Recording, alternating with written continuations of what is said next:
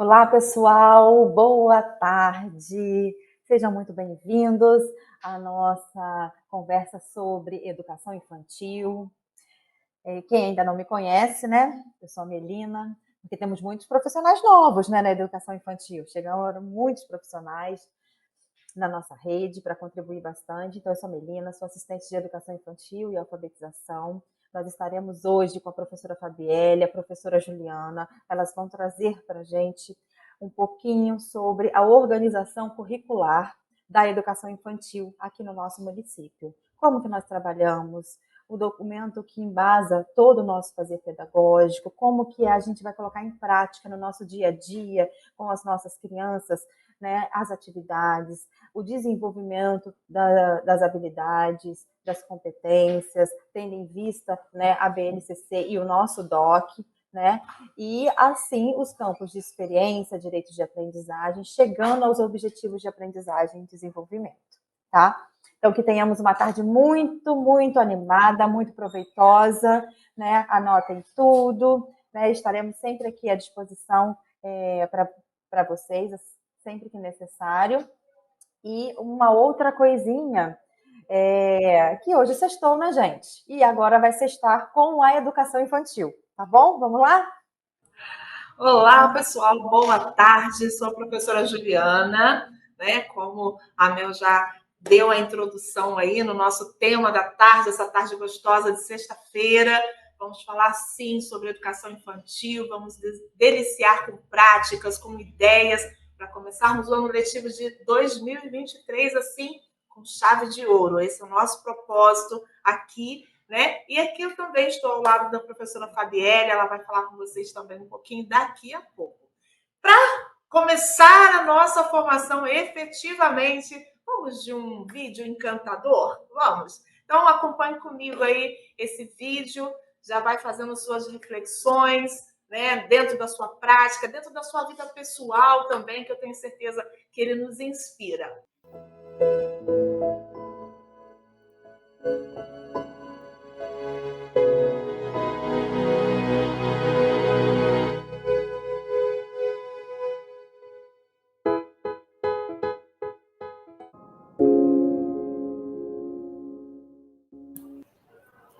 Ai, que delícia, né, gente? Muitas são as palavras que me vêm à mente quando eu assisto esse vídeo. O desafio, a interação, né, a superação, novas possibilidades, tantas coisas muito especiais que nós temos que levar em conta para a nossa sala de aula, né? Às vezes nós somos esse passarinho, esse filhotinho, né? Tentando desbravar o mundo, vendo as dificuldades. Às vezes é o nosso aluno, né, que está nesse papel também, e nós temos que fazer esse papel do moluscozinho, de interagir com ele, mostrar as possibilidades. Então, gente, é muito delicioso a gente começar essa formação, falar de educação infantil, já trazendo essa reflexão para a nossa prática. Mel, quer falar um pouquinho também desse vídeo? Só queria falar uma coisinha, como é importante a gente se permitir o novo, né? O que seria dele se ele não tivesse se permitido aprender também com aquele molusco, né? Um outro ser diferente dele, né? Não era ali da família dele, ali das aves, um outro ser, mas que trouxe um outro olhar. E na sala de aula é a mesma coisa conosco e com as nossas crianças. A gente precisa se permitir, né, olhar com o olhar de criança, né, olhar a beleza. E ele viu o mundo com outro prisma, né, de uma outra perspectiva, né? Ali submerso, olha a grandeza, né, de oportunidades que ele teve, né? Então, que a gente possa, ao longo do nosso trajeto, ao longo do nosso ano, também se permitir, né? E olhar com o olhar do outro também. E inspirar também, né? Importante é que nós, na sala de aula, estabelecemos uma relação com aquela criança e que possamos ser fonte de inspiração para ela. Olha que bacana isso, né? Até mesmo porque a gente fecha esse momento de reflexão aí com a fala do nosso querido Paulo Freire: só descubro minha coragem quando enfrento os meus medos. E isso nós temos que ensinar para os nossos alunos também, para os estudantes, que nós ele precisa perder o medo, ele precisa usar. E isso fazemos na relação que estreitamos com eles a cada dia, no cotidiano da nossa sala de aula, ok? Então, é muito sobre isso que vamos falar hoje, certo? Porque a educação infantil é isso, é essa inspiração toda, esse encantamento todo, e fazendo a diferença na vida de cada criança. Assim que você pega o documento de educação infantil, gente, já nas primeiras linhas, já aparecem conceitos muito importantes que norteiam o nosso trabalho. E destacamos 3 aí que, né, são chaves para que o fazer pedagógico seja efetivamente garantido e eficaz no desenvolvimento da criança, que é a questão da identidade sociocultural, né, do protagonismo da criança e da nossa metodologia de trabalho, que é uma metodologia ativa, que é a pedagogia de projetos. Então, assim que você pegar o doc, se você ainda não teve oportunidade, eu sugiro que faça. Vocês já vão ver, né, nas primeiras considerações que esses são os nossos principais focos, certo? A valorização dessa identidade da criança, ele como ser, como sujeito ativo, que vem já carregado de uma bagagem sociocultural, e que ele seja o centro desse processo de aprendizagem, que ele é o protagonista ativo, que ele que vai construir, e mediados por uma metodologia de projeto que traz tudo isso na bagagem, ok? Então, isso é muito importante. Outra coisa que eu gostaria de ressaltar aqui é que o objetivo, né, a escola não tem como objetivo somente a instrução. É preciso desenvolver essa visão holística, né, essa visão de um todo, para que a gente desenvolva ou busque, né, estimular o desenvolvimento do ser humano no ser integral, numa concepção integral. Como que isso se dá na educação infantil? Vamos dar uma olhadinha aí nesse esquema, né? O que a educação infantil ela tem que contemplar? A questão da cidadania, da afetividade, da solidariedade, do protagonismo, que já foi até falado, a inclusão social, as relações interpessoais, as práticas pedagógicas de leitura e de escrita, que é uma construção histórica social e que começa, sim, na educação infantil e progride ou perpassa por todos os anos de escolaridade. Então, a nossa sala de aula da educação infantil deve estimular a aquisição da língua escrita através de textos significativos, como foi falado ontem na nossa conversa sobre esse tema. E a autonomia, né, progressiva desta criança, que, sendo vista, claro, como protagonista, ela vai construir o seu próprio conhecimento, ok? Então, essa é a visão holística que tem que ser trabalhada na educação infantil. Pautado na BNCC, o nosso documento, né, quem já ouviu, né, um pouco ou até participou da construção dele, que ela foi uma construção coletiva, né, ele é pautado, sim, na Base Nacional Curricular, na BNCC, e ele traz como eixos norteadores para todo o fazer pedagógico da educação infantil as interações e brincadeiras. Então, todo fazer pedagógico, todo momento, todo planejamento, tudo que você propõe para os seus alunos na sala de aula deve ter como eixo norteador as interações e as brincadeiras, porque é assim que a criança se desenvolve. A partir desses eixos, né, foram elencados os direitos de aprendizagem. Nós vamos falar um pouquinho sobre cada um deles aqui, até para a gente mensurar a importância desse conhecimento nas nossas práticas. Como que isso deve interferir no nosso pensar, na nossa postura pedagógica. Vamos lá, vamos conhecer um pouquinho. Então, direitos de conviver. Gente, olha só. É direito. Então, a criança ela tem direito de conviver com outras crianças e adultos em pequenos e grandes grupos, utilizando diferentes linguagens, ampliando o conhecimento de si e do outro, o respeito em relação à cultura e as diferenças entre as pessoas. todas as nossas práticas que são propostas na sala de aula devem trazer esse direito à tona. A criança ela precisa dessa convivência, dessa reflexão sobre a própria convivência social que ela tem, no respeito às individualidades, às diferenças e no próprio conhecimento de si, ok? Próximo direito de aprendizagem, brincar, né?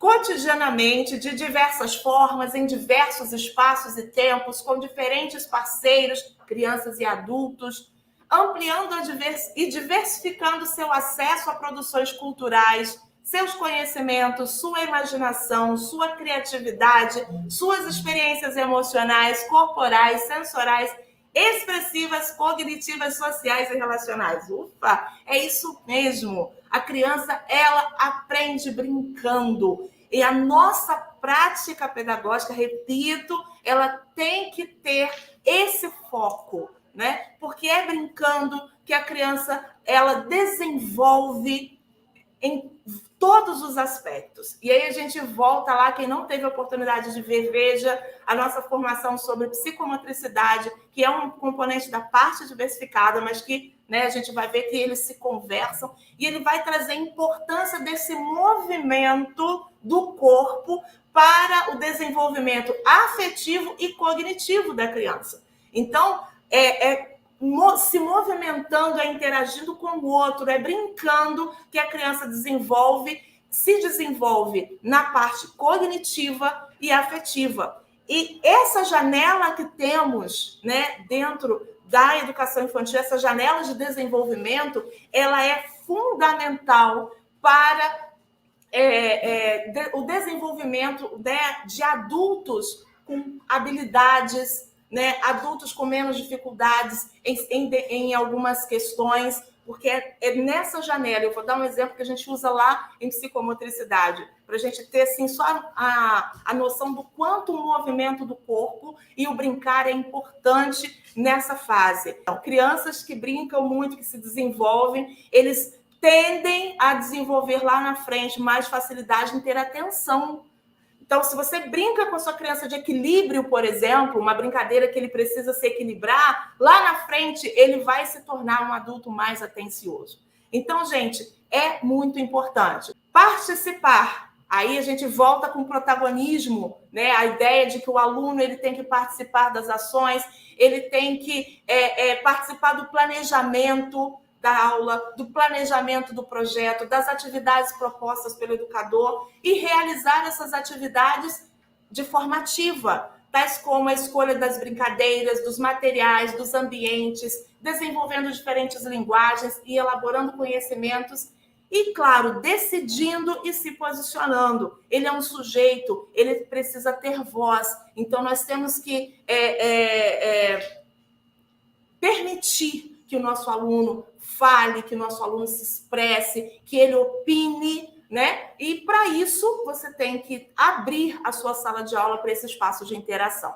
Explorar, claro, movimentos, gestos, sons, formas, texturas, cores, palavras, emoções, transformações, relacionamentos, histórias, objetos, elementos da natureza na escola e fora dela, na sala e fora dela. Vamos levar os nossos alunos para o ambiente externo da nossa escola, independente se ele é grande, se ele é pequenininho, mas vamos promover essa interação de espaço, né, dentro desse espaço que a gente tem, porque isso é muito importante. Ampliando seus saberes sobre a cultura em suas diversas modalidades, dentro das artes, da escrita, da ciência e também da tecnologia, que deve estar a nosso favor, ok? Então, explorar tudo isso e expressar-se como sujeito dialógico, produtor de discurso, criativo, sensível, expondo suas emoções, necessidades, sentimentos, dúvidas, hipóteses, descobertas, opiniões, questionamentos por meio de diferentes linguagens. E estimular isso é nosso dever, é nosso papel, permitir que isso venha fazer parte do nosso cotidiano e que o aluno saiba, olha, lá a minha professora me escuta, o meu professor me escuta. Isso é muito importante, até mesmo porque precisamos estabelecer esse vínculo de relação e o aluno ele vai se sentir pertencente, ele vai se sentir parte daquele processo, quando ele é ouvido, quando as suas ideias ou suas necessidades eles são ouvidas e, na medida do possível, até atendidas. Ok? Vamos lá? E conhecer-se, né?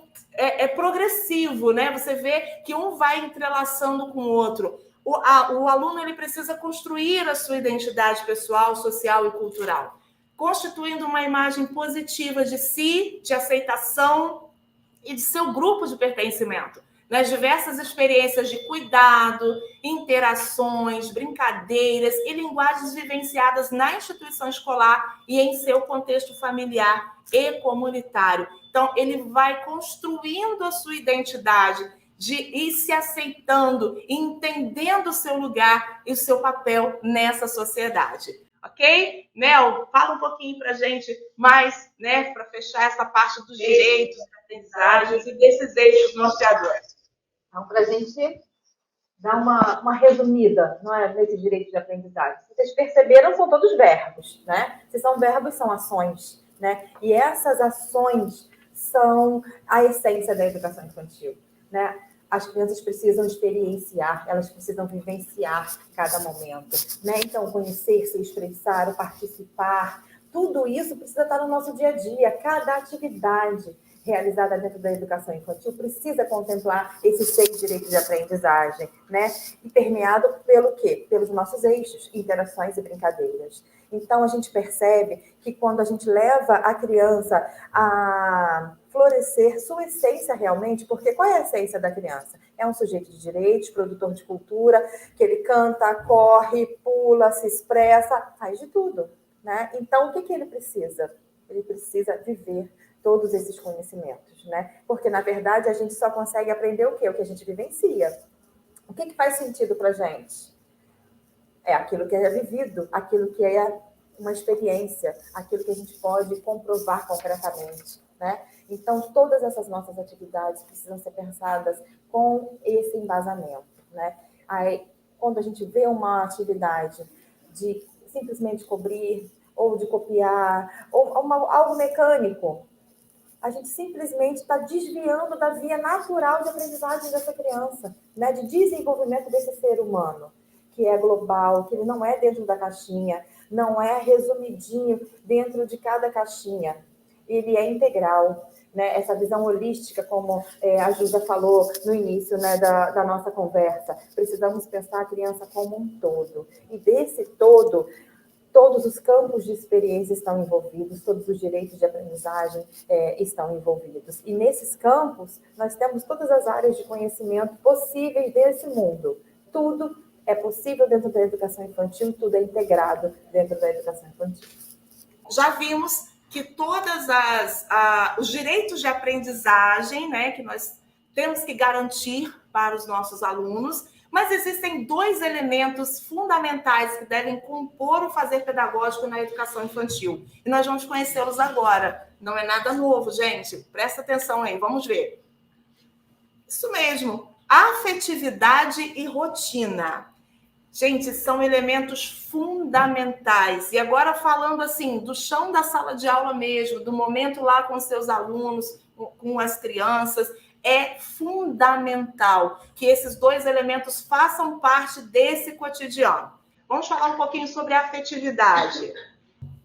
A afetividade na educação infantil, ela é imprescindível porque é o momento em que a criança ela vai deixar o seu primeiro grupo social, que é a família, e vai começar a interagir-se com outro grupo social, estabelecer novas relações, novos vínculos afetivos. Então, é imprescindível que esses vínculos eles sejam estabelecidos entre os pares, as crianças, e com o profissional, o professor e todo educador que vai ter acesso a essa criança. E por quê? Porque a criança ela só se desenvolve se ela tiver uma interação afetiva.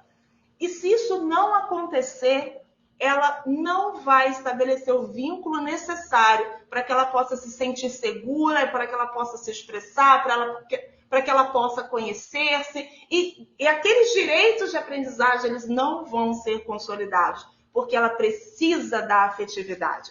Gente, o mais importante é que todo o fazer pedagógico tenha uma postura agradável para a criança, seja prazeroso, seja significativo, e que ele tenha no professor ou no educador aquela pessoa em que ele pode confiar, em que ele sabe que vai ser ouvido, em que ele sabe que vai até ser repreendido quando for necessário, mas tudo com afetividade, tudo para estabelecer essa relação, esse vínculo tão importante nessa fase de desenvolvimento. Gente, a afetividade, ela não tem dia nem hora para acontecer. Ela precisa fazer parte do cotidiano da sala de aula. São pequenos gestos de carinho, acolhimento, cuidado, e às vezes é só atenção. Naquele momento, o seu aluno precisa ser ouvido, ele precisa se sentir acolhido. E até, ressalvo, no momento em que você precisa trazer à tona uma regra que ele descumpriu, que seja com afetividade, que eu tenho certeza que as coisas vão se encaminhando e ele vai se sentindo pertencente àquele espaço de aprendizagem. E com isso, os outros sentidos, todas as outras habilidades vão sendo desenvolvidas, certo? Então, é a afetividade uma chave fundamental para que todo esse processo seja efetivamente um sucesso. Não é verdade? E a rotina? Vamos pensar um pouquinho na rotina? Gente, para nós, adultos, às vezes a rotina fica cansativa, Parece que nós estamos repetindo sempre a mesma coisa, mas temos que pensar no universo da criança. Ela está chegando naquele ambiente, ou é uma turminha nova, uma escola nova, ela precisa sentir-se segura. E a rotina, ela traz essa segurança. Por quê? Porque você vai, com ela, construir um itinerário de trabalho dentro do seu ambiente, dentro da sua sala de aula, em que ela vai ter noção do que vem a seguir, qual é o momento disso, o que eu vou fazer agora, qual o momento que eu vou embora. Então, isso traz tranquilidade para o ambiente. E também já vai desenvolvendo a autonomia do aluno, porque ele está ali, ele tem aquela rotina estabelecida, ele participou da construção dessa rotina, então, visualmente, ela está ali para ele para ele consultar quando ele precisa. Então, ele vai se sentindo mais seguro e vai agindo com mais autonomia, porque ele acaba falando assim, olha, bom, agora eu estou fazendo isso, então daqui a pouco eu vou brincar, ou daqui a pouco é a horinha do lanche. Ele vai se encaixando em cada uma das atividades e agindo de forma mais autônoma. E isso, gente, traz mais tranquilidade para a sala de aula. Desde o primeiro dia de aula, não. Para quem está entrando na educação infantil esse ano, isso não acontece assim, num piscar de olhos, de forma automática. Não, é um processo, mas você tem que persistir, porque o aluno, ele vai compreendendo como aquilo vai acontecendo e automaticamente ele vai se encaixando naquele ambiente e se sentindo pertencente a ele. Isso é muito importante. E aí, como eu já falei, vou só ressaltar aqui a importância de que essa rotina esteja visível na sala de aula, que ela tenha o apoio de imagens, que pode ser feita com o próprio aluno, ou você pode trazer as imagens, E de preferência, naquele momento da rodinha, que é importantíssimo ter, você construa o que dá para ser maleável dentro do seu planejamento, você vai construindo com ele, ele vai entendendo o processo todo que ele vai passar naquela aula. Olha, dica de experiência. A rotina estabelecida com o aluno facilita muito na semana de adaptação dele na escola, tá? Porque qual é o medo dele, qual o receio que ele tem de ele não voltar para casa, certo? Então, se ele começa a entender que ele vai passar por algumas atividades ali propostas de prazer e vai chegar um momento em que ele vai embora, e você pode fazer referência a esse momento, na medida em que você for fazendo essa interação com o aluno, ele vai se sentindo mais seguro. Não, opa, Eu vou para casa sim, mas primeiro eu tenho que passar por essa etapa, ok? Então, isso é muito importante. Vamos lá, gente? Vamos passar mais um pouquinho. Agora vamos olhar para o nosso documento. Nós temos o documento orientador curricular da base e o da parte diversificada. Gente, eles conversam, né? Um completando o outro, e é isso que nós vamos ver no esquema agora que a Romana vai passar para a gente. Tá aí, ó. Essa é a estrutura da organização dos nossos documentos curriculares orientadores da nossa rede, ok? Nós temos os campos de experiência, que eles conversam diretamente com os direitos de aprendizagem, tá? Nós temos o eu, o outro e o nós, traços, sons, cores e formas, espaços, tempos, quantidades, relações e transformações, escuta, fala, pensamento e imaginação, corpo, gestos e movimento. E temos também, né, os componentes da parte diversificada que vêm para completar, não são trabalhados de forma separada, eles vêm para completar os campos de experiência e trazer, né, alguns direcionamentos, que é a literatura na infância, tecnologia e inovação, produções artísticas e a psicomotricidade, ok? Então, se você, quando for fazer o seu planejamento, você olhar para os campos de experiência, né, e os objetivos de aprendizagem de cada um e contemplá-los no seu planejamento, você automaticamente, querido professor, já está garantindo todos os direitos de aprendizagem dos seus estudantes. Olha que bacana! Então, é um alinhamento, né? É uma coisa que está interligada à outra, e assim o trabalho flui e a sua criança vai se desenvolver feliz e de forma plena, de forma integral, ok? Aqui eu trouxe, né, um esquema de como está lá no nosso documento, só para a gente entender, para quem está entrando agora na educação infantil e que já está encantado, tenho certeza. Vamos lá. Aqui nós temos o nosso documento. Ele é dividido, né, mostra a divisão pelas etapas do desenvolvimento, né? Na educação infantil nós temos os bebês, crianças bem pequenas e crianças pequenas, né? As crianças pequenas, a pré-escola, ok? Nós temos, né, em cima o campo de experiência, né? E nós temos os objetivos de aprendizagem, e eles acontecem de forma progressiva. Se você olhar aí, ó, vamos ver esse exemplo aí. Participar do cuidado do seu corpo e da promoção do seu bem-estar. Isso para bebês. Então, ele participa. Já para crianças bem pequenas, demonstra progressiva independência no cuidado do seu corpo. Agora, ele já faz alguma coisa sozinho, ok? Agora, olha na pré-escola como que é o objetivo. Adotar hábitos de autocuidado relacionados à higiene, alimentação, conforto e aparência. Então, olha só, é muito perceptível. Começa participando, depois ele vai criando autonomia e depois ele cria o hábito. Olha que interessante. Então, todo documento é assim. Ele passa por essa progressão nos objetivos de aprendizagem, ok? Agora a Fabielle vai falar um pouquinho sobre o planejamento. O que deve ser levado em conta no planejamento. Mel, não sei se você quer falar alguma coisa aqui antes. Foi combinado? Não sei. Não, acho que está perfeito, Ju. Só vou chamar a atenção dos campos de experiência, que todo esse trabalho, gente, ele está completamente conectado às diretrizes curriculares da educação infantil, tá? As diretrizes nacionais, né? Que já trazem para a gente aqueles eixos, né? E norteiam todo o nosso trabalho. É um documento super fácil de leitura, né? Super acessível, tem disponível na internet, temos em PDF também, podemos enviar para todos os gestores socializarem com vocês, e vale a pena a gente se apropriar e se aprofundar, porque ele vai embasar todo esse trabalho com o nosso DOC. Então vamos lá, pessoal. Já conhecendo o DOC, que a Juliana ajudou vocês a compreender um pouquinho mais, nós temos que parar e pensar no nosso planejamento. Então, aqui a gente trouxe para vocês um passo a passo da hora desse planejamento, tá? Como se fosse um planejamento da minha aula, do meu dia, tá ok?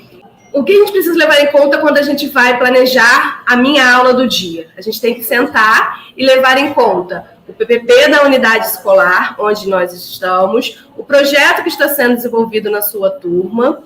E aí, a partir do meu olhar para ele, do que o meu aluno, o meu estudante precisa, eu vou abrir o meu documento, olhar esse documento e especificar os campos de experiências que serão trabalhados na aula. Eu posso contemplar todos, posso contemplar alguns. O importante é tentar sempre o máximo possível para garantir todos os direitos ali. Elencar os objetivos de aprendizagem que serão contemplados com as atividades propostas. E aí eu já começo a pensar que atividades que eu vou propor e que objetivo, né, combina com essa atividade. E aí eu vou elaborar o objetivo da minha aula com base nessas informações acima, né? Pensando em quais recursos e estratégias eu vou utilizar. E aqui a gente trouxe para vocês essa ideia na prática. Se a gente estivesse aqui montando, né, um planejamento de uma aula de um dia, e aqui a gente vai pensar para crianças pequenas, né, para pré-escola, e a gente pensou no tema, vamos brincar de quê? Então, aqui a gente está com um olhar só para o documento, para que vocês entendam como que funciona isso, tá? Mas na sala de aula de vocês precisam retornar ao PPP e retornar ao projeto de vocês. Então, aqui a gente vai olhar os campos de experiências que a Juliana apresentou para vocês, e dentro desse campo de experiência, nós escolhemos um objetivo de aprendizagem para cada um, pensando nesse tema. Vamos brincar de quê? Então, no campo o eu, o outro e o nós, a gente escolheu o objetivo de aprendizagem, comunicar suas ideias e sentimentos a pessoas e grupos diversos. Já no campo traços, sons, cores e formas, a gente escolheu o objetivo, vivenciar brincadeiras cantadas, cirandas, rodas e outras possibilidades da cultura popular. Dentro do campo espaços, tempos, quantidades, relações e transformações, nós escolhemos relacionar números às suas respectivas quantidades e identificar o antes, o depois, o entre em uma sequência. No campo de experiência, escuta, fala, pensamento e imaginação, escolhemos o objetivo, perceber que é possível registrar o que é pensado, falado em textos escritos coletivamente, realizando produções.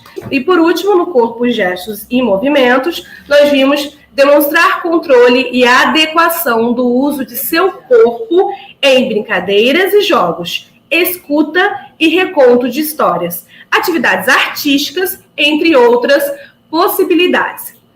Então, escolhemos ali, né, esses objetivos, observamos todos os campos de experiência e agora a gente tem que pensar o quê? Em estratégias, em recursos que a gente vai utilizar para que numa aula a gente consiga trabalhar todos esses objetivos de aprendizagem, todos esses campos de experiência e garantir todos os direitos que o meu estudante precisa ter. Então, vamos ver na prática recursos e estratégias. Então, a primeira estratégia que a gente pensou foi fazer uma votação na turma e escolher uma entre 3 brincadeiras para ser desenvolvida na aula. Quando a gente olha essa estratégia, a gente lembra o quê? Daquele objetivo que fala sobre o aluno comunicar ideias, certo? Então, aqui a gente está falando o quê? Dele expor a sua opinião e escolher, né, ali para poder participar dessa votação ativamente. Na segunda estratégia, que é sempre uma continuidade, né, para integrar tudo e deixar tudo com sentido, a gente pensou em transformar com a turma o resultado dessa votação em um gráfico de barras e analisar o resultado. Então, aí, a gente remete lá no objetivo de relacionar o número às suas quantidades. Então, o aluno vai visualizar através do gráfico e vai conseguir compreender qual que teve mais votos, qual brincadeira teve mais votos e qual teve menos. A terceira estratégia, escrever coletivamente as regras para que a brincadeira escolhida possa ser realizada. Mais uma vez, relembrando os objetivos de aprendizagem, tem o registrar o que é pensado, o que é falado em textos coletivos. Então, aqui, o aluno já vai estar tendo esse primeiro contato com a escrita e com a leitura, com orientação do professor numa atividade coletiva. A quarta estratégia, dentro ou fora da sala de aula, vivenciar a brincadeira escolhida. Olha aí o objetivo, vivenciar brincadeiras. Então, aqui, ele foi feita a escolha, eles criaram as regras, eles viram qual foi, e aí agora eles vão brincar, eles vão realmente participar da brincadeira.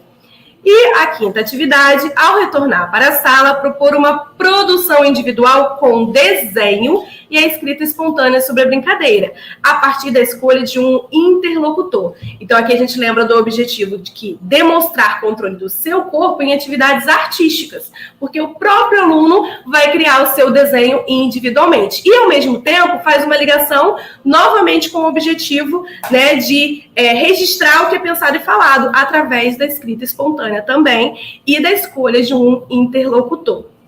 Então, nesse momento, a gente pensou aqui em estratégias que se relacionam com todos aqueles objetivos para planejar essa aula em específico.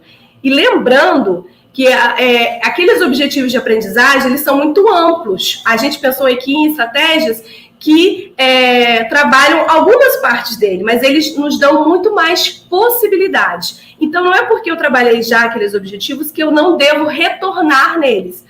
Mas em outra aula, em outro momento, em outro planejamento, eu posso retornar naquele objetivo novamente e pensar em novas estratégias para poder desenvolver eles com os meus estudantes. E aí, como que eu vou fazer o registro no diário? Olhei os campos de experiência, escolhi os meus objetivos, pensei nas estratégias para minha aula, né? Organizei meu plano de aula. O que eu preciso fazer agora? Eu preciso identificar quais foram esses objetivos que eu trabalhei. Eu preciso observar qual é o código alfanumérico dele, registrar esse código alfanumérico no meu diário e, a partir dele, eu vou adaptar, criar um objetivo específico para aquela aula, colocando ali os recursos e estratégias que eu utilizei para trabalhar aquele objetivo, aquela aula em si e aquele desenvolvimento que eu planejei para o meu estudante. A gente vai ver agora, pontuar alguns exemplos relacionados especificamente a esse registro no diário que eu acabei de falar para vocês. Aqui a gente tem um exemplo de um registro de uma atividade que foi a culminância do projeto A Festa Caipira, na etapa de BEIS, no CEMEI Jovino. E a gente precisa ter atenção aqui que esse projeto ele não foi pautado em nenhuma data comemorativa, tá ok? Esse projeto, na verdade, ele surgiu de uma atividade que a professora fez com a música do Sr. Lobato, não estava nem relacionado, e no dia da culminância aconteceu de eles se vestirem tipicamente, por isso a culminância recebeu esse nome de A Festa Caipira. Tá ok? Então vamos ver aqui a parte do registro, que é o que a gente estava falando aqui sobre o registro no diário. A professora, ela buscou no nosso doc o objetivo de aprendizagem literal, que é aquele que está escrito lá, que é até um objetivo daqui da nossa rede, porque tem um AR no final, que é conhecer diversas manifestações culturais por meio de festejos, histórias, tradições, músicas e folclore de forma lúdica. Então aqui, gente, olha só, a gente percebe a amplitude que tem esse objetivo. E quantas vezes a gente pode retornar ele para trabalhar diferentes conceitos. Já aqui do lado, a gente tem essa adaptação, essa criação dela. O que ela fez? Ela utilizou o mesmo código alfanumérico para poder fazer referência ao objetivo do DOC que ela utilizou. E ali ela criou um objetivo daquela aula específica, onde o trabalho foi com festejos juninos. Ok? Aqui a gente tem um outro exemplo, que é referente à parte diversificada, como a Juliana falou e a Mel falou também. A gente sempre, na educação infantil, a gente trabalha de forma integral, interligando tudo. Então, aqui pegou um objetivo de aprendizagem literal que está no documento, na parte diversificada, utilizou o mesmo código para fazer referência e ali, né, fez a adaptação. A adaptação, mostrando que não foi isso tudo aqui que foi trabalhado especificamente naquela aula, mas sim foi em relação aos festejos juninos. Aqui a gente tem um outro exemplo, o exemplo da atividade do patinho colorido, com a etapa de crianças bem pequenas, também de CEMEI Jovino. E aqui, né, mais uma vez, nós temos o exemplo literal, o objetivo no nosso doc, ele fala sobre classificar objetos em atributos como tamanho, peso, cor e forma. Então, ele, né, é amplo. A professora, como trabalhou com esse vídeo musical, com essa música, trabalhou naquela aula especificamente as cores dos patinhos. Então, ela utilizou o mesmo código e adaptou esse objetivo de aprendizagem para que ficasse de acordo com a estratégia que ela utilizou naquele dia. Então, aqui ela trabalhou a cor, então ela botou classificar objetos considerando a cor a partir do vídeo musical apresentado, que é o patinho colorido. Vamos lá, nós falamos lá no início que no nosso documento, né, a metodologia de trabalho que vem sendo trazida e que é realmente uma metodologia de sucesso na rede, porque são muitos anos já trabalhando com essa metodologia e os frutos a gente vê com muito, assim, muito claros, né, no desenvolvimento da criança, é o projeto. Só que nós precisamos realmente nos apropriar dessa metodologia. O projeto faz parte das metodologias ativas, né? E eu gostei muito de um comentário que eu li no chat aqui rapidinho, que a questão da rotina, da afetividade tem que permear todos os anos de escolaridade. Concordo plenamente, assim como os projetos. Acredito que os projetos, eles realmente fazem com que o aluno seja protagonista do seu fazer, do seu conhecimento, da construção do seu conhecimento. Claro que se vivenciado de forma coerente. E vamos conversar um pouquinho sobre isso agora. Vamos falar de projetos. Tirei um textinho, né, uma citação do nosso próprio documento para embasar a nossa fala aqui. A educação infantil em Angra dos Reis se organiza a partir da metodologia de projetos que traz a criança para o centro do fazer pedagógico, entendendo a infância como um momento fundamental no desenvolvimento humano. Então, o projeto ele faz esse movimento, né? A criança vem para o centro do fazer pedagógico. Diante de todas as expectativas sobre o desenvolvimento das crianças na escola, é incontestável que cada vez mais precisamos buscar estratégias educativas que realmente sejam eficazes e que propiciem a construção por todas as crianças de aprendizagens fundamentais para a vida. Então, a pedagogia de projetos é uma metodologia ativa, já até ressaltei isso, que dá sentido aos momentos de aprendizagem, trazendo o estudante para o centro do processo. Como protagonista, ele propõe, decide, pesquisa, traça estratégias, busca soluções e, claro, né, está estimulando a sua criatividade. Nós, educadores, temos um papel fundamental para que a metodologia de projetos realmente aconteça, tá? Nós somos, além de mediadores, nós somos aqueles que vão orientar a caminhada com o nosso saber docente, com a nossa técnica, para que efetivamente tudo aconteça da melhor maneira possível. Ok? Agora fica atento, gente. Não podemos confundir projeto pedagógico com pedagogia por temas, sequências didáticas, modismos pedagógicos e atividades lúdicas, aquelas que são propostas lá no finalzinho da aula, né? Eu faço uma atividade com os meus alunos e aí no final agora a gente vai trabalhar o projeto. Não é assim. O projeto, tendo escolhido o projeto, ele tem que ser vivenciado em todos os momentos da aula, tá bom? Então, fica atento com isso para que realmente o seu projeto, o projeto que você escolheu com seus alunos, ele seja um sucesso e você consiga alcançar os objetivos que você propôs para ele. Vamos lá. Quando trabalhamos com projetos, nós temos aí verbos muito importantes que são levados em consideração. Vamos lá. Mudar o status das crianças de receptores do conhecimento e passá-las a enxergar como protagonistas do processo. Sim, elas são capazes de projetar, propor, argumentar, decidir e avaliar. Claro que essas ações aí, elas estão muito ligadas ao processo de desenvolvimento, à etapa da criança, e você vai aproveitar, né, o que ela tem a contribuir em cada etapa, né, que ela está. Romper com o engessamento pedagógico que tende a considerar apenas como atividades intelectuais aquelas com lápis e papel nas mãos. Gente, não dá mais para pensar assim. Vamos romper com isso, né? Parar de pensar que só estou desenvolvendo o cognitivo do meu aluno se ele está sentado e escrevendo alguma coisa ou cobrindo alguma coisa. Não, muito pelo contrário.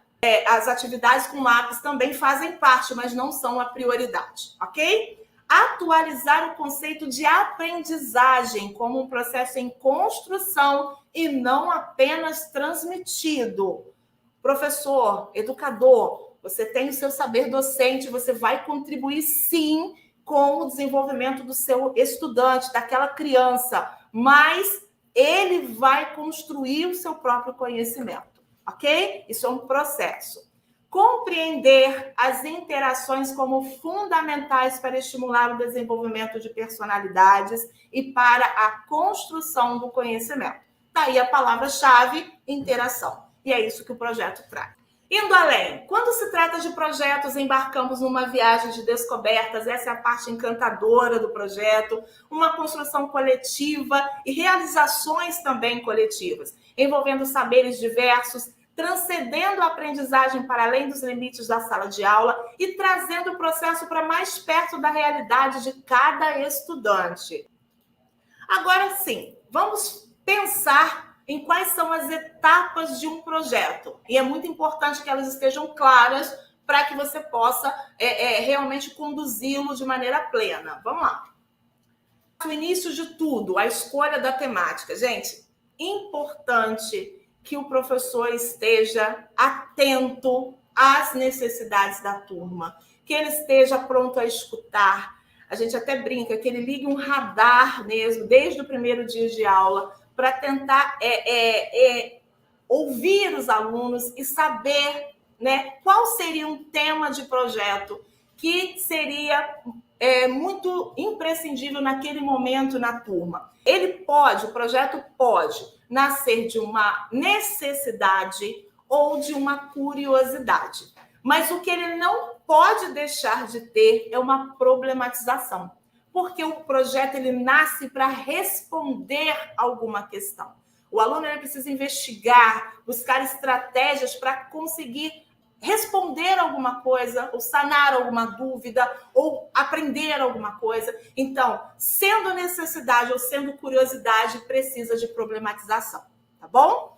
Temos o tema, olha, Juliana, surgiu esse assunto na sala, os alunos ficaram interessados, curiosos, né? Ou está tendo uma dificuldade na minha sala com relação a alguma questão, é pertinente, já escolhi o tema. Ótimo, vamos planejar então? Vamos lá. Mas para isso, gente, é importante que a gente entenda os papéis que existem no projeto. Vamos lá.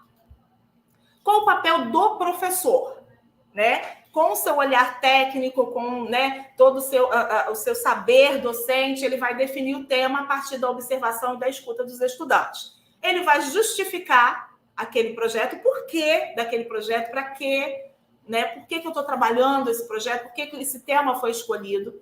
E ele vai elencar os objetivos que se pretende alcançar com esse projeto, certo? Depois ele vai estabelecer um tempo previsto para aquele projeto. E, por último, ele vai determinar os recursos e materiais humanos que serão utilizados. Então, toda essa parte técnica do projeto é o docente, é o professor, é o educador quem faz, tá? E o aluno? O que ele faz nesse processo? Ele não é o centro, ele não é o protagonista, então ele precisa planejar as ações desse projeto. Ele precisa participar desse momento. E o professor ele vai mediar, então, esse momento. Ele vai instigar com perguntas, como que a gente pode fazer isso? Né? O que a gente pode buscar? O que a gente pode construir? Ele vai, né, suscitando no aluno o desejo de participar e essas propostas de ações para que aquelas perguntas que foram levantadas a partir do tema sejam respondidas. Mas é muito importante que o estudante esteja presente no planejamento dessas ações, tá? Para a educação infantil, né, que é o nosso público aqui hoje, não adianta a gente fazer um planejamento a longo prazo, eles não conseguem fazer isso, né? Então, que o planejamento ele já seja logo precedido das ações, né? Que vamos, temos uma questão. Lembra que surgiu ontem aqui? O que nós podemos fazer hoje, né? Ou essa semana, dependendo da etapa, né? Dá até para fazer um planejamento semanal para responder essa questão. E aí você vai suscitando com os alunos e já agindo para que eles possam entender todo o processo, ok? Vamos lá, mais um pouquinho. Segundo passo, então. Bom, escolhemos o tema, tudo planejado, tudo bonitinho, vamos executar. Então, aí os alunos vão botar a mão na massa, vão, se surgiu lá no plano de ação que nós vamos montar uma maquete para explicar isso, ok? Se surgiu que vamos pesquisar para os alunos da pré-escola com o nosso tablet, né, sobre aquele tema primeiro, ok? Vamos botar a mão na massa. E o professor, né, mediando, orientando e contribuindo para que essa execução seja da melhor maneira possível, certo? Terceiro passo, depuração. Importantíssimo que tenha esse passo dentro do seu projeto. Já fizemos um monte de coisa, Juliana. E aí? Agora é hora de sentar e ver. Preciso fazer mais alguma coisa? Conversar com a turma. O que vocês acham? A gente precisa avançar? A gente precisa construir mais alguma coisa? Pesquisar sobre mais alguma coisa? O que foi feito? Tá legal? Já respondeu a questão? Então, essa é a hora da depuração. A hora de aprimorar esse projeto, né? De torná-lo, de olhar para ele e ver, bom, chegamos até aqui, vamos para onde agora? O que falta? Certo? E avaliar se precisa mudar alguma estratégia, se precisa melhorar o resultado, avançar ainda mais na construção do conhecimento. Então, a depuração também é muito importante. Quarto passo, apresentação. Gente, olha só, para nós, né, educadores, a gente sabe que durante todo esse processo, desde a escolha do tema até a execução, o aluno já está aprendendo, já está se desenvolvendo. Mas para o aluno, o mais importante é mostrar o que ele tem feito, o que ele descobriu. Pode ser numa exposição gigantesca para a escola toda, ou pode ser para outra turminha do lado. O tamanho, a proporção dessa apresentação, que nós chamamos muito de culminância, não importa. O importante é que ele mostre a produção dele, mostre para o outro o que ele descobriu, mostre para o outro o que ele aprendeu, o conhecimento que ele foi construindo ao longo do projeto, tá bom? Então, é importante, imprescindível a apresentação ou a culminância do projeto. Quinto passo, claro, a avaliação, né? Nessa etapa, você, professor, que elencou aqueles objetivos lá no início, depois da escolha do tema, vai sentar e vai ver, bom, quais foram os objetivos que nós conseguimos, né, alcançar, né? E dependendo da etapa, né, da escolaridade da criança, ela participa também desse movimento. Vocês conseguiram? Lá atrás, nós estávamos com essa dúvida ou com essa curiosidade. E aí, tudo que a gente fez, a partir de tudo que fizemos, vocês conseguiram entender? Né? Então, alcançamos o objetivo e assim fazer a avaliação do projeto. Tanto pessoalmente, quanto no coletivo com os seus estudantes. Vamos lá? Gente, mesmo assim, diante de todas essas etapas aí que a gente já vê que acontecem no cotidiano, na nossa rede, alguns erros ainda surgem e a gente quer tirar essas dúvidas aqui agora. Esse vídeo, ele é do Nilbo Nogueira, tá? E tá acessível lá no YouTube também, se você quiser ouvir por ele também, ótimo, né? Ele é um especialista no tema, mas a gente trouxe aqui também para, né, ainda dar um corpo a mais na nossa conversa aqui. Erros que você não pode cometer na realização de um projeto. Vamos lá, vamos ver comigo? Bom, listar todos os projetos que você irá realizar durante o ano na semana de planejamento. Não, isso vai totalmente contra o que foi falado até aqui, certo? Estamos na semana de planejamento e não podemos planejar os projetos que vão ser realizados durante o ano. Por quê, gente? Vamos lá, passa aí para mim, por favor. Você precisa conhecer sua turma primeiro. O projeto nasce da turma, não é da curiosidade ou da necessidade ou de uma problematização dentro da turma. Então, espera. Você tem que conhecer sua turma primeiro para depois escolher um tema. Pode passar. Não levar em consideração os sonhos, desejos, problemas ou necessidades dos estudantes. Sozinho definir o tema de um projeto. Não é assim que funciona, tá? O tema deve surgir, ressalvo, da necessidade ou curiosidade da turma. Eu não posso, né, numa noite de inspiração, falar assim, vou amanhã trabalhar esse projeto com meus alunos e levar, né, o projeto, o tema, e os alunos ficarem assim, mas por quê? Né? E isso não é a essência de projeto. A essência de projeto é responder questões dos estudantes, ok? Definir temas que não cabem em problematização. As datas comemorativas, por exemplo. Gente, se não tem questão, não tem projeto, tá? Tem outras metodologias, ok? Tem outros procedimentos, mas não pode ser chamado de projeto. Porque a essência do projeto é a problematização, é responder os porquês, é responder, né, as questões que são levantadas por curiosidade ou por necessidade. Mas tem que ter questão, senão não tem projeto. Então, quando você fala assim, eu vou fazer um projeto sobre, não sei, Dia da Bandeira, por exemplo. A não ser que exista uma problemática, uma problematização sobre isso, ou uma questão surgida na turma, que precisa ser pesquisada, que precisa ser, né, suscitar a curiosidade do aluno, não tem projeto, tá bom? A partir do tema, o professor faz uma lista de tarefas que os estudantes terão que cumprir. Não.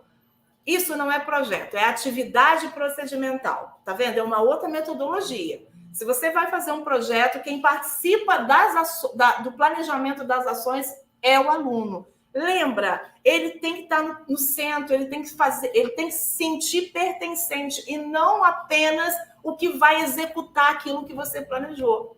Então, se ele não se sentir parte desse planejamento, ele não está fazendo parte do projeto. Não, aliás, não é projeto, tá bom? O aluno precisa fazer parte desse planejamento para que não seja apenas o que vem de você para que ele faça, tá?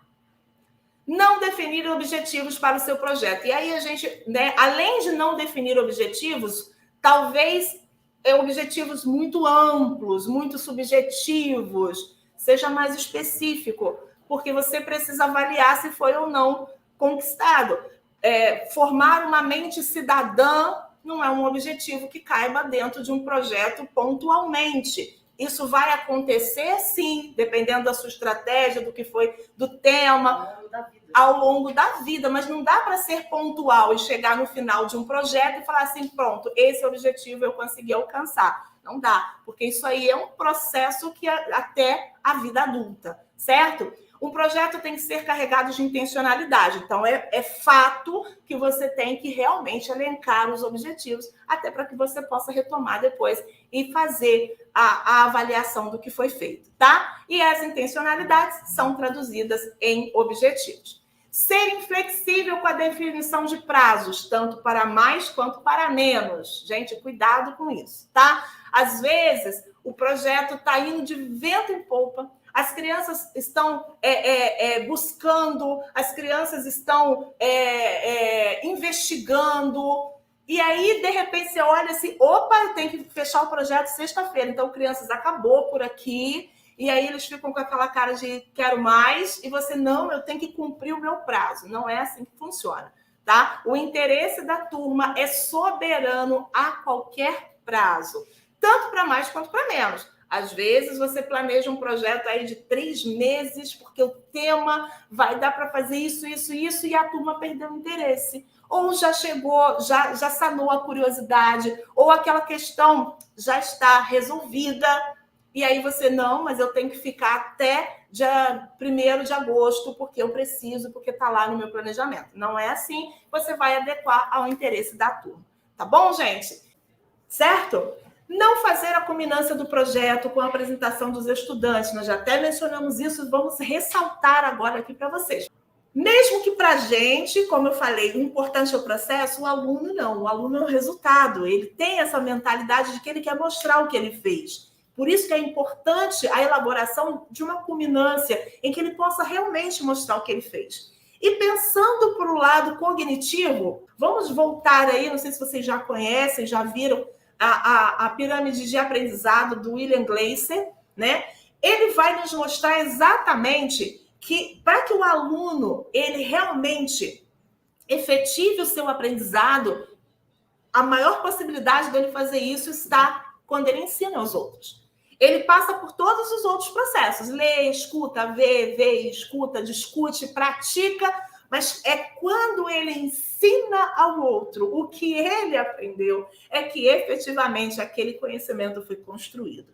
E é na culminância que isso acontece. Ok, gente? Então, planeje uma culminância, coloque os alunos para apresentar, chama a família, chama a comunidade escolar, dê realmente importância a esse passo na construção do conhecimento do seu estudante.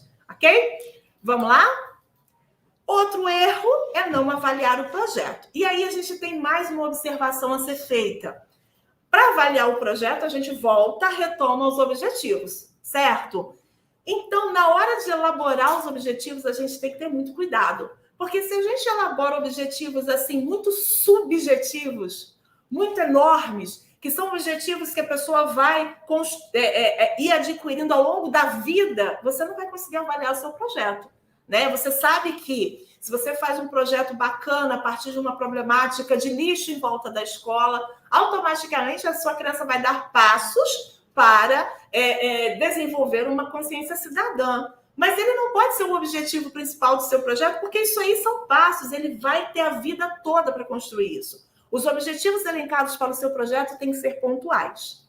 E assim, quando chegar lá no final, você vai ter condições de olhar e falar assim, bom, consegui, ou esse aqui ainda falta alguma coisa, vamos aproveitar esse para outro projeto que, a partir de outro tema que possivelmente surgirá na turma, e assim a gente vai. Então, objetivos claros, em que você tenha condição de voltar e pontuar o que realmente foi conseguido, o que foi alcançado nessa caminhada linda com a metodologia dos projetos. Eu lembro agora de uma fala de uma professora no turno da manhã, que primeiro medo, receio, e depois você não vive sem. Essa é a relação do professor com o projeto, ok? Passa aí para mim. Vamos falar um pouquinho sobre avaliação. Antes, a Melina entra de volta para fazer algumas considerações. Depois, a Fabi assume aí para falar um pouquinho sobre avaliação. Oi de novo, pessoal. Então, só para salientar algumas coisas, né? Que o projeto ele traz a vida para dentro da sala de aula, ele traz significado para o nosso fazer pedagógico. E o projeto ele não está em um momento, como a Ju falou, um momentinho aqui, outro momentinho ali. Não, ele está em todo momento. Ele começa na minha rodinha e ele termina quando eu entrego a minha criança para o responsável que veio buscar e ele retoma no outro dia. E isso termina ali com a gente, porque a criança leva isso para casa, né? Ela vai debater sobre isso, ela vai conversar, ela vai contar, porque quando a aprendizagem é viva, quando a aprendizagem acontece, né, ela vive aqui, né, então ela participa de todos os momentos, ela vai ajudar ali na organização de tudo, tendo o professor como um importante mediador de todo esse processo, né, é aquele que vai instigar as crianças na escolha das atividades que serão feitas, que vai levar opções, que vai mostrar certas coisas, ele vai dinamizar aquilo tudo. Então, o professor tem um papel importantíssimo nessa mediação, para que a criança tenha as oportunidades de aprendizagem necessárias,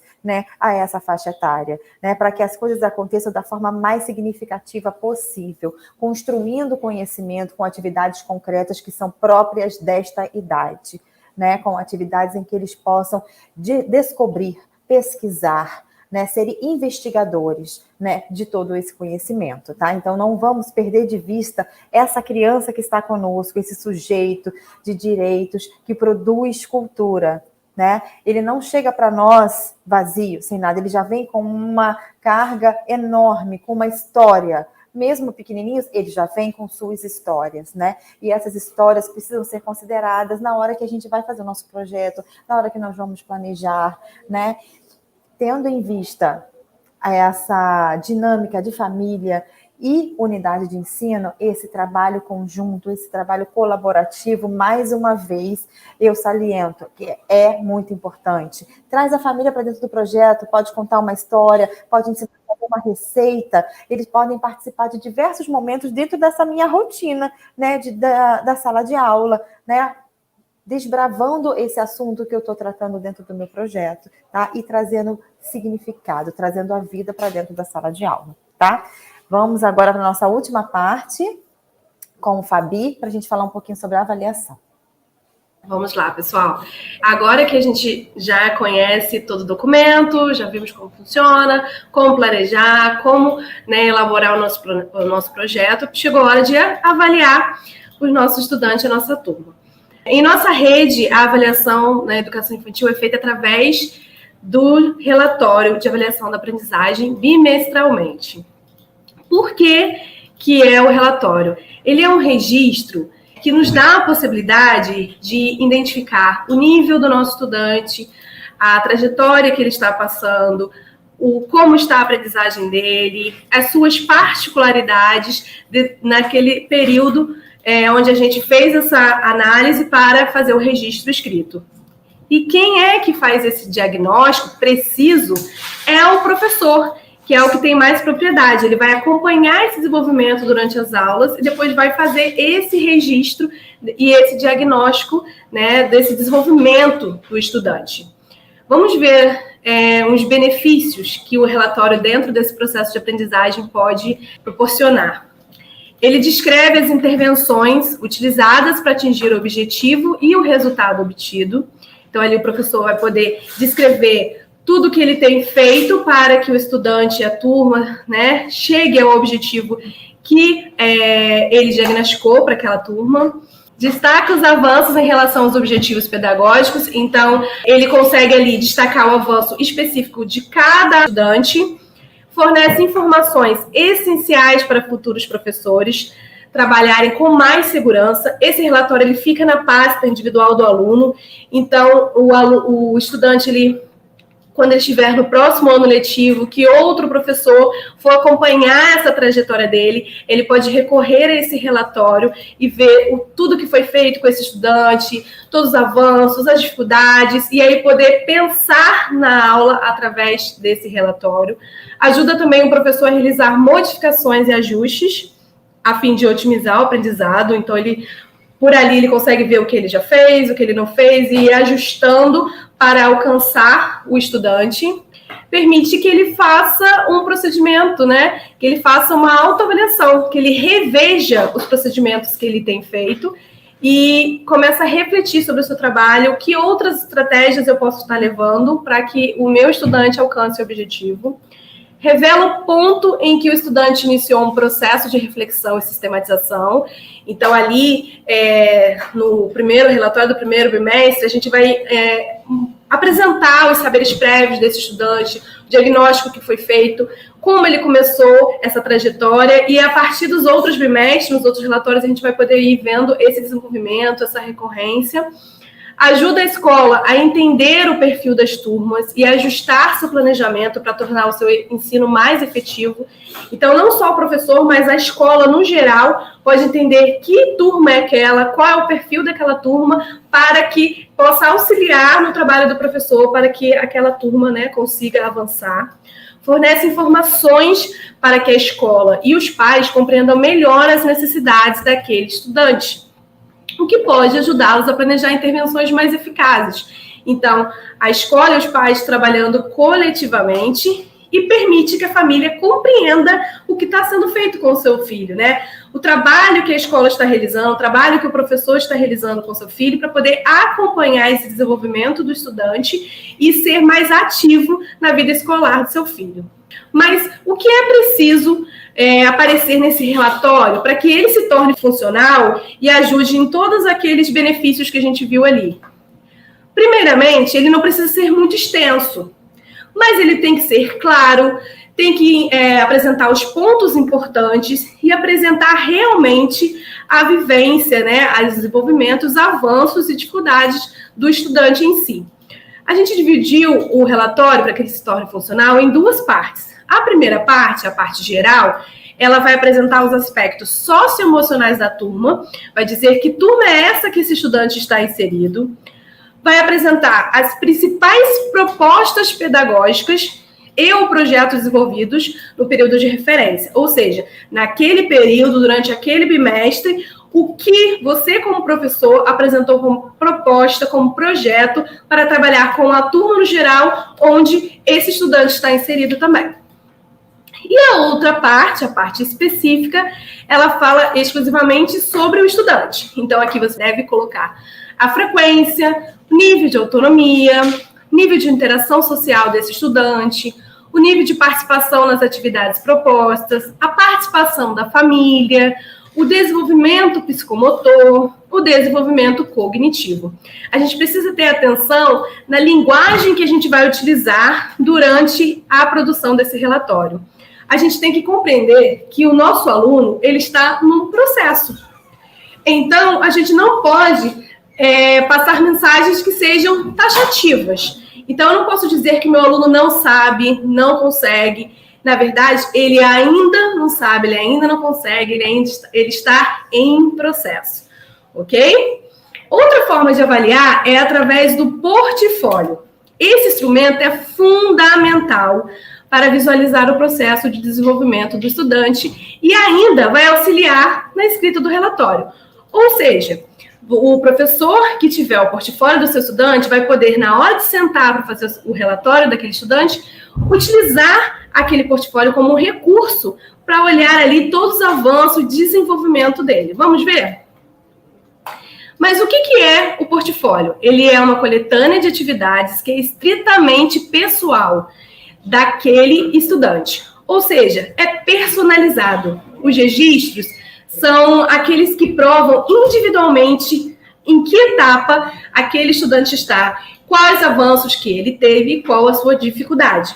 Então, gente, o portfólio, ele não pode ser padronizado. Eu não posso pegar uma atividade que eu dei para toda a turma, recolher todas aquelas folhinhas e colocar no portfólio. Não é assim. Na verdade, o portfólio ele tem que apresentar as particularidades de cada estudante. Ou seja, eu tenho que ter um olhar sensível, um olhar atento e começar a observar esse meu estudante e ver o que ele está mostrando de avanço. Por exemplo, eu estou olhando na minha sala e eu vi um estudante que antes não interagia com a turma, brincando, interagindo com a turma. Então, eu vou lá e tiro uma foto desse momento. Eu imprimo essa foto e coloco no portfólio. Então, se o portfólio for online, salvo a foto lá e posso ainda registrar ali, né, uma observação de que naquele dia, pela primeira vez, o estudante teve uma interação com o grupo. O meu estudante não utilizava cores, e de repente ele começa a utilizar cores no desenho. Eu pego aquele desenho específico daquele estudante e coloco lá no portfólio. Ah, o estudante não tinha uma comunicação comigo, e de repente ele falou uma coisa que demonstra, né, um desenvolvimento, uma diferença, né, na trajetória dele. Então, eu vou lá e faço a transcrição da fala desse estudante e arquivo isso no portfólio.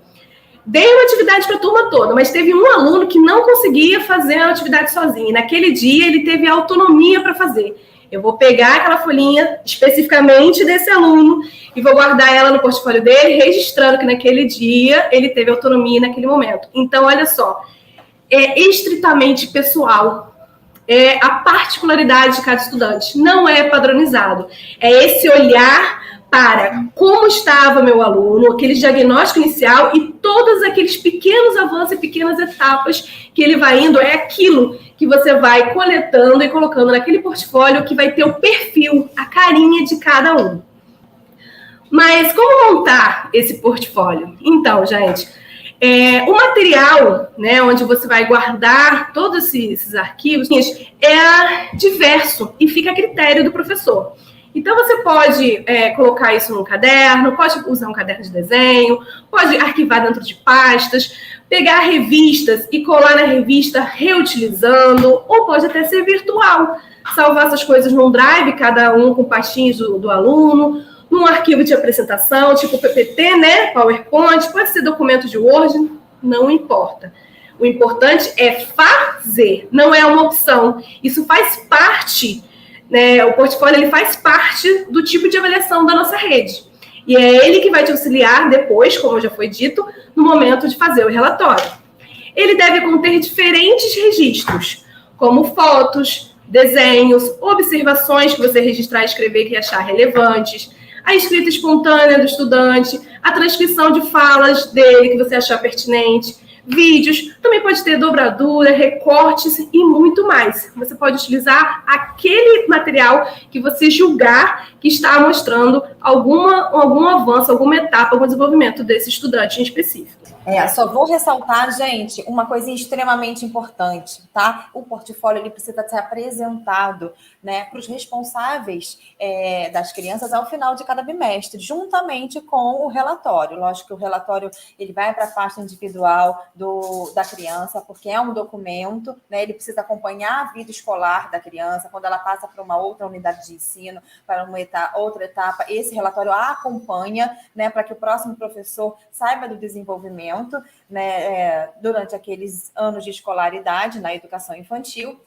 E o portfólio ele precisa mostrar para essa família todo esse desenvolvimento. É como se fosse a parte prática. O pai, a mãe ou o responsável leu o relatório, viu a parte teórica. Às vezes nem compreendeu muito bem, né? Por muitas vezes isso acontece, né? Aí ele abre o portfólio e ele vai olhar na prática todo o desenvolvimento das crianças, na parte motora, no grafismo, o desenho, em tudo, em todos os aspectos, tá? Por isso que é tão importante, né, essa nossa documentação pedagógica, nós colhermos todas essas informações sobre as nossas crianças, né? Isso com todos os outros itens, né? Com escrita, com tudo, porque a escrita faz parte do nosso dia a dia, é brincar de ler mesmo que não saiba ler, brincar de escrever mesmo que não saiba escrever. Né? A metodologia da aquisição da língua também faz parte da nossa educação infantil. A criança já está no mundo letrado desde que nasce, né? Desde que é concebido, né? Muitos ainda falam assim. Então, ele já está imerso nesse mundo. Então, o contato com os gêneros textuais, o contato com a escrita espontânea, que é extremamente importante, o contato com os textos coletivos, onde o professor é o escriba, onde é o professor que vai registrar ali as ideias das crianças, onde eles vão perceber que o que ele fala, o que ele pensa, pode ser registrado em algum lugar. E outra pessoa vai poder ficar sabendo do que ele pensou, o que ele falou, porque vai estar escrito lá e ela vai poder ler, né? Então, tudo isso está dentro da nossa educação infantil. Olha a grande importância do nosso papel como educadores, né? E isso eu falo no geral. É o nosso papel enquanto professor, é o papel das berçaristas, é o papel dos auxiliares, é o papel das merendeiras, das gestoras, dos auxiliares lá de serviços gerais, é o papel de todos, porque dentro de uma unidade de educação, todos somos educadores. Que maravilha de tarde, não é, gente? Olha, essas meninas conseguiram, nessa 1h30, fazer o apanhado de tudo do nosso currículo, de tudo do nosso fazer pedagógico, né? Lá do início, pegando direitos de aprendizagem, campos de experiência, como que eu coloco isso dentro do meu planejamento, como que eu planejo e como que vai ser a partir da metodologia de projetos, e tudo extremamente permeado de muita afetividade, com a rotina presente em todos os nossos dias. Então, olha a riqueza que nós temos. Nós temos tudo, todos os detalhes da educação infantil condensados nessa pequena tarde, né? Nesse nosso momento da tarde, né?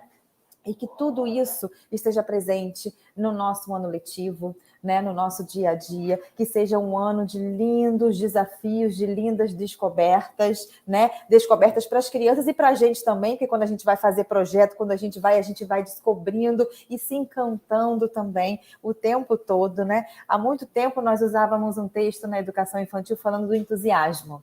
Era um texto que sempre se usava no início do ano, né? Falando muito sobre o entusiasmo, que temos que nos entusiasmar. Então, que todos nós estejamos sempre assim, entusiasmados, querendo o melhor, né? Então, eu gostaria de terminar. Podemos, gente? Podemos? Encerrar essa nossa tarde tão maravilhosa, né? Agradecendo muito a participação de vocês, o respeito de vocês, tá? Pelas nossas profissionais, por nós aqui também da educação, somos também professores, profissionais dessa rede, estamos juntos para fazer uma educação da melhor forma possível. Tudo que for o melhor para a criança, o que pudermos fazer, contem conosco, tá? E tem a revista, né? Os gestores já devem ter esse link. Ano passado saiu a revista interativa de educação infantil. Nessa revista tem diversos links de atividades, tem sugestões maravilhosas dos nossos profissionais aqui da rede mesmo, trabalhos desenvolvidos dentro das nossas salas de aula, trabalhos belíssimos que vocês vão poder acessar, né, por link, QR Code, diversas são as opções. E ainda sairá em breve, está no forninho, já saindo, a revista interativa de alfabetização, que também está rica de atividades da nossa rede, de muito material, muita sugestão, tá? Que também vai ser socializado com vocês.